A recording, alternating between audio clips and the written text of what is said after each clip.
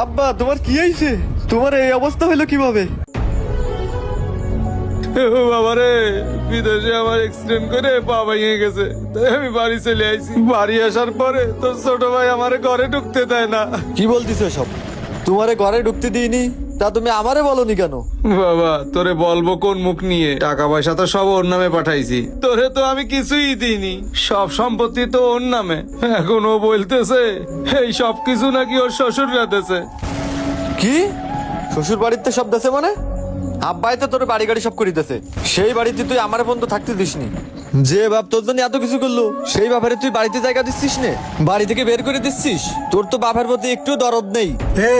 আমি আব্বারে দেখবো কি দেখবো না সেই কইকে আমি তোরে দেবো? তোর যদি এত দরদ লাগে তুই আব্বারে নিয়ে যা। বাবা তোরে ঠগানোর জন্য মনে হয় আল্লাহ আমার এই শাস্তি দিয়েছে। দুই ছেলেরই সমান ভাবে না দেখায় আল্লাহ আমার এই বিচার করেছে। না আব্বা, তুমি ওইসব কথা বলি না। তুমি আমার সাথে চলো, আমি তোমার দেখবো সারা জীবন। তুমি কোনো টেনশন করি না, তোমার এই অবস্থায় আমি তোমারে ফেলবো না। আব্বা তোরে সবকিছু দিয়েছে, আমারে কিছু দিইনি, তাতে আমার কোনো দুঃখ কষ্ট নেই।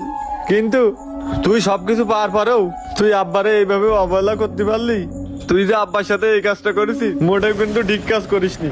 তুই যেহেতু আব্বারে দেখবি না, সমস্যা নেই, আমি আমার আব্বারে দরকার হলে রিক্সা চালাই খাওয়াবো। তাও তোর মতো বেঈমান স্বার্থপর মানুষের কাছে রাখবো না। আব্বা তোমার ওর কাছে থাকতে হবে না, তুমি আমার সাথে চলো।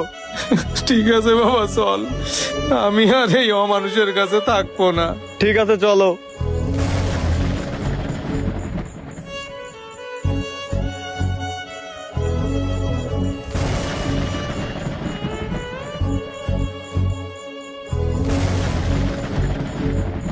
ভাই বিপদে পড়লে আপন মানুষ বন্ধু বান্ধব চেনা যায়, অসুস্থ হলে বউকে চেনা যায়, আর বৃদ্ধকালে সন্তানদেরকে চেনা যায়। অনেক বাবাই আছে এক ছেলেকে বেশি ভালোবাসে আর এক ছেলেকে অবহেলা করে, কিন্তু যাকে বেশি অবহেলা করে তাকেই কিন্তু একসময় বেশি কাজে লাগে। তাই সময় থাকতে সন্তানদেরকে সমানভাবে ভালোবাসুন। আর ভিডিওটি ভালো লাগলে অবশ্যই শেয়ার করবেন। দেখা হবে পরবর্তী ভিডিওতে।